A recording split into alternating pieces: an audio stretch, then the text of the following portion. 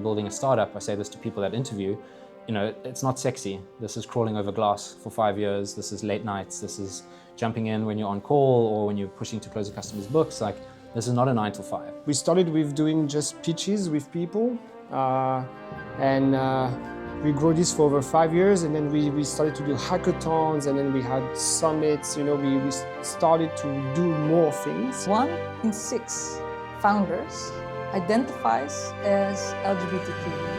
1 in 6. That's the same as the whole fintech industry. Or do you have the ambition that you want to go world domination, but that's going to take 7 rounds of investment where, net, you're going to be a 15% shareholder, but at a business that's going to be worth more than, 1 to 5 billion. It's about people. Really, it's just finding the right people. And if you just have A+ players in your team. We believe that LGBTQ founders are used to deal with adversity. Hello, what's your name and what do you do? I'm Knuppe, the founder of Neno. We're an AI-native financial services startup. Okay, which kind of clients do you help? So it's a good question. I think every business needs accounting, payroll, and tax, but we're super focused on SaaS, e-commerce, and restaurants for now. I think these are businesses that get neglected the most from traditional accountants, so that's where we unlock the most value for. Why do these businesses get neglected from traditional accountants? So, one, I think it's not necessarily a segment problem. I think accounting is an industry that hasn't really evolved in the last 50 years. But I think if you're looking at specific use cases around e-commerce or software companies or restaurants, if you zoom in on restaurants, notoriously they have very messy books, meaning that and they're also very margin constrained. So if you think about closing month end for restaurants, there's a lot of miscellaneous expenses and receipts, particularly around petty cash, which accountants can't necessarily always get the full context for, meaning that either it's too much of their time being spent for the billable hours that they can charge. So they look at an industry where it's not necessarily profitable for them. Okay. We are here in the Startup World Cup event where a lot of startups pitch. What do you think about the event, and tech makers also organize it?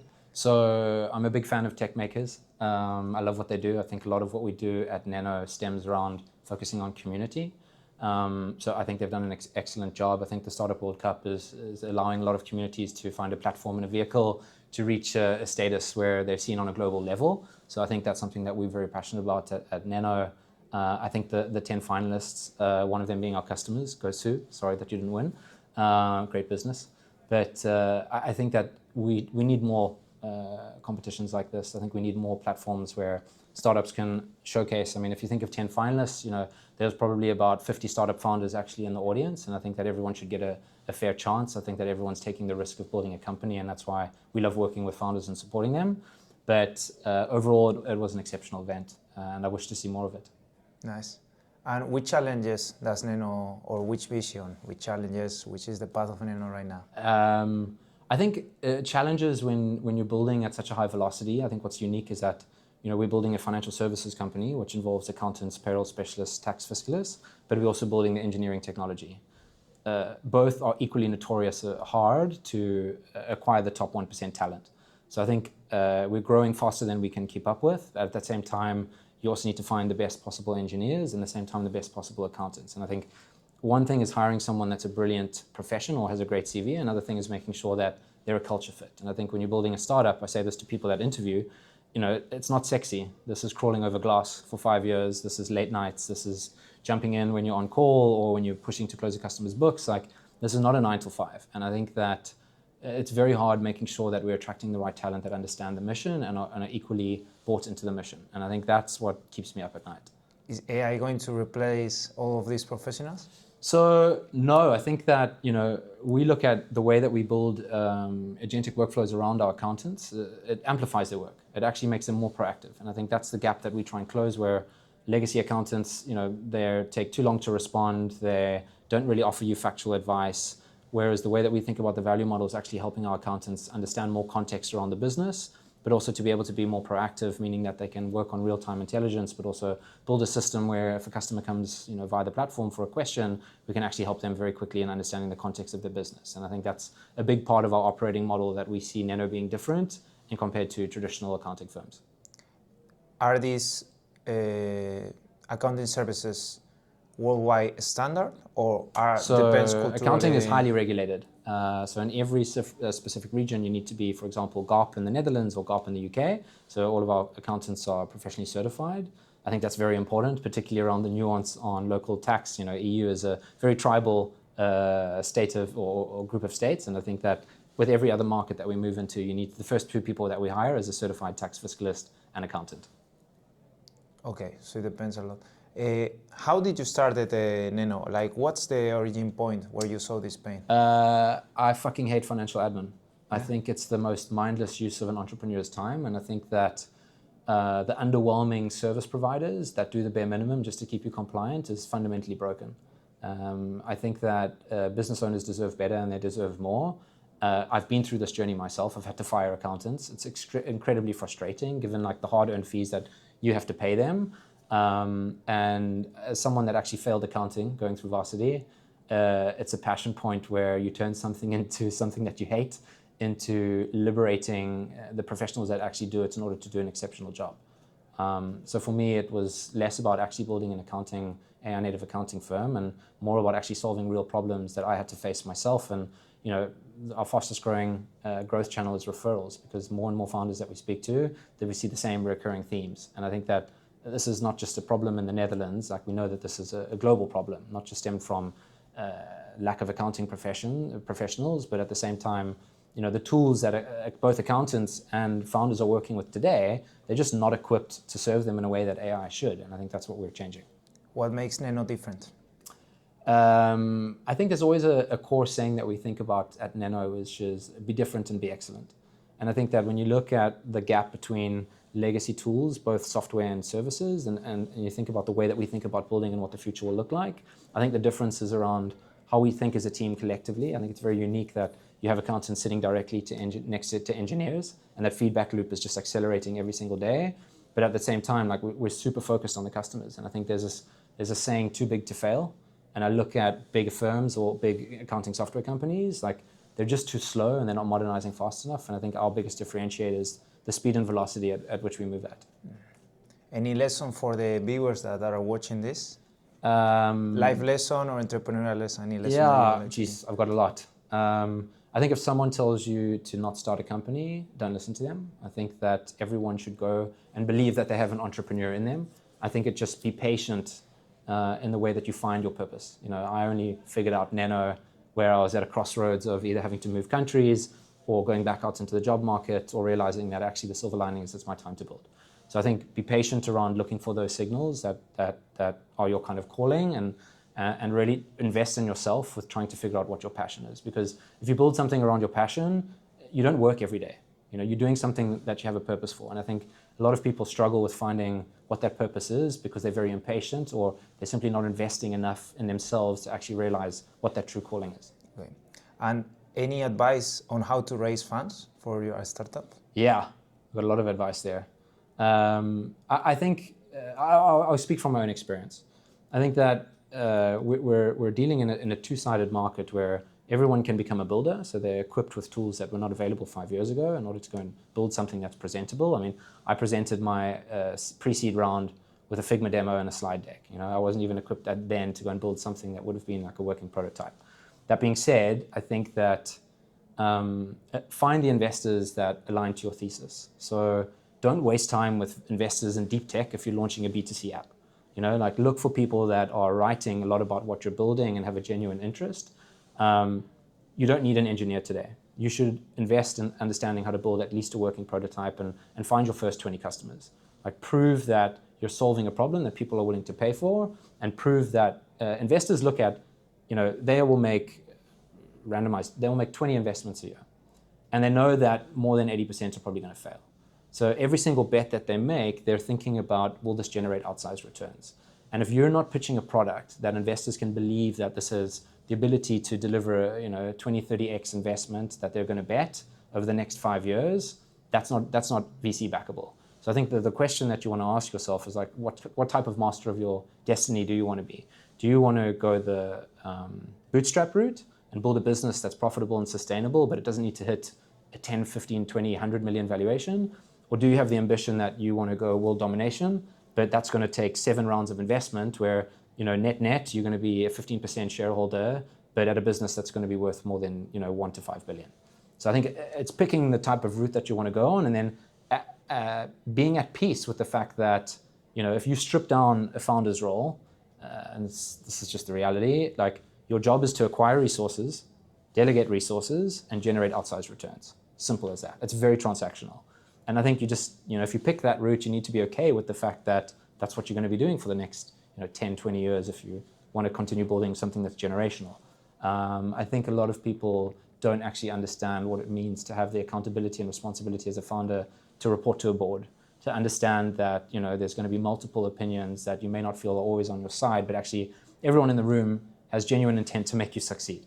And also the fact that a company evolves. I know that I might not be the perfect CEO for this company in 6 years. That might be someone better than me. And you also need to understand that your team will evolve too. Someone that is brilliant right now might not be brilliant for the company in 3 years' time. So your world and decisions is constantly changing. And if you're someone that takes a lot of pride in making decisions and sticking with them, and you're not open to change, however hard that change might be, whether it's for you or one of your employees or your team, it's very tough to find like consistency in that. Understood. And previous to last question, how do you incentivize employees? So I think so firstly, your founding team should all have fair equity. They don't join you to earn a salary that would pay at Uber or Booking.com. And I think that if you're working in a startup and people are expecting high salaries, like they need to understand or believe and commit to the fact that their long-term value is going to be in a potential exit one day. And we also know that like you need to be realistic. Most startups don't make it past year 2. So I think you need to be paid fairly with where the market is, but it also needs to be aligned to where you are as a startup. Like you can't be paying high salaries if you're not even past the 1 million ARR mark. So you need to be very fair on equity and generous, and to make sure that people, as you grow, continue to unlock equity from your employee option pool. I think that's very important, and you also need to make sure that as you grow, you're rewarding people that are high performers, so they see their value and are in it as long-term investors as possible. And unfortunately, the people that are not performers, you need to get rid of them as soon as possible. Understood. So last question, any ask to the audience for a specific connection that you would like to have? Look, I love working with founders. So anytime that you believe your accountant is underwhelming or you should deserve more value from it, you have my LinkedIn, reach out to me. I'm pretty sure, I know that we can help you.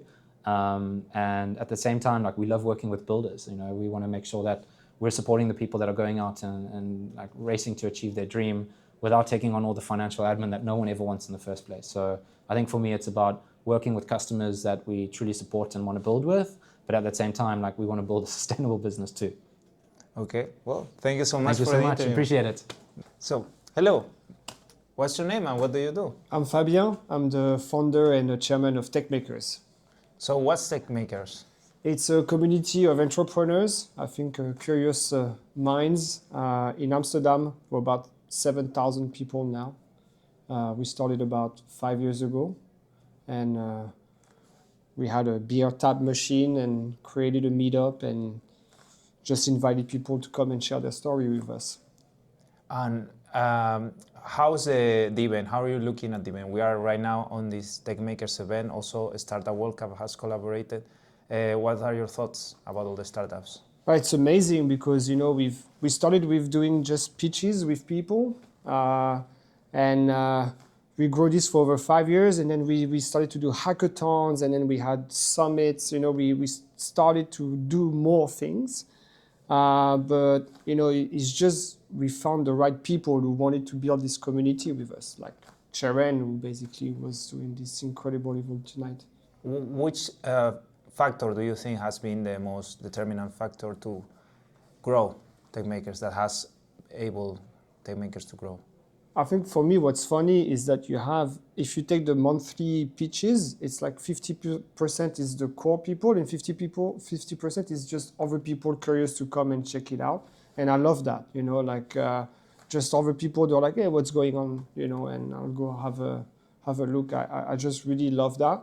And that curiosity, I think it's the common denominator of that. I think. What kind of people come to TechMakers? I think mostly builders, people who want to build stuff. But I think people build in different ways. But I think like people will build for their own startup, but then you'll have also maybe some investors who are also building or looking at builders. You have incubators who are also like having a lot of people building all the stuff there. It's quite a broad spectrum of people that just want to be like in the early stage phase of people figuring things out, basically. Okay, and you also have a startup yourself, right? You're a founder too, yeah, aside from tech makers. Yeah, indeed. I build in more medical devices and AI around that industry. What's the startup name? It's called Phox Insights. Phox Insight. And what's the product that you're building? Technically, it's a knowledge graph that orchestrates agents that helps you take your patent to patients, basically. Because medical devices, when they go to market, the failure rate is incredibly high because it takes a lot of time to figure out which path you need to take to get to your patient. So FDA approval or European certification and stuff like that. It's very codified and very a lot of data out there. It's very siloed. So we're trying to solve that problem. Okay, I see. And so far, you're focusing on the European market, I guess, for the patent? No. Actually, our first clients are in the US. Actually, we're trying to come to Europe, and then it's like super messy. Yeah, you get your certification, and you need to go to 27 markets. It's like. Are you going to replace the patent lawyers? Not necessarily. Actually, we're just giving them the tools to be more efficient as well. So we just not have that tool. We also have a marketplace where other experts can. Because science, medical devices, they go online, but they go offline. They go in clinical trials, and then they come back online. So all that data is very much everywhere. So we build like a brain around it that tells you need to go there. So and cool. Which challenges do you have right now, either with tech makers or with your company? I think for me now, like with time, because I'm my 40s now, but I feel like it's about people. Really, it's just finding the right people. And if you just have A+ players in your team all the time, you increases your chances of success. How do you identify A+ players? I don't know. I think there is, the most common denominator for me is like the resilience. I think you need to be very resilient there. But depending on what you build, it needs to be like experts in those fields, right? Especially in medical devices. So you need to find like a blend of entrepreneurs who've successfully been there before, and people who've been good at actually scaling businesses as well. And then the domain expertise in regulatory medical devices and stuff like that to build the brain, basically. Understood. And any lesson you would like to give the viewers that are watching this? Don't give up. Actually, just talk to people also. It's surprisingly easy now to actually just talk to people. Just not online, but also just go knock on people's door. I think that's people love to talk about solving their problem, and they just find ways to just meet people face to face. And a lot of people are building communities as well. So they just find the communities of also people who are building in that space that can share experiences together. I think that's quite important. Amazing. And last but not least, any ask for the viewers, for the audience, any connection that you would like to get? I think if just come and pitch with us. We know we like to meet any kind of curious minds that are building some cool stuff. So any founder? Yeah, any founders who's building cool shit. Okay. Amsterdam is a fantastic place for this. There's a lot of amazing people. I think even the Netherlands, there's people coming from all sorts of places here. From Limburg, from Groningen. That just come and travel to meet other builders. I think we should nurture that, and Amsterdam is a crazy place for that. So let's just do more cool stuff together. Amazing. Cool. Thank you so much for the interview. Thanks, man. So, hello. What's your name and what do you do? Yeah, my name is Sabine Schoorl. I'm a venture partner at Identity.VC. What does Identity.VC do? Identity.VC is a European pre-seed, seed stage venture capital fund. And we invest in LGBTQ founders or LGBTQ in leadership in pre-seed, seed stage startups. Because we believe that LGBTQ founders are exceptional founders. How did this fund originated? When was the turning point? Well, the idea came from a very good example in the US. And our founding partners, Til Klein and Jochem Beutgen, they saw this incredible success in the US and they say, well, there's not such a fund in Europe.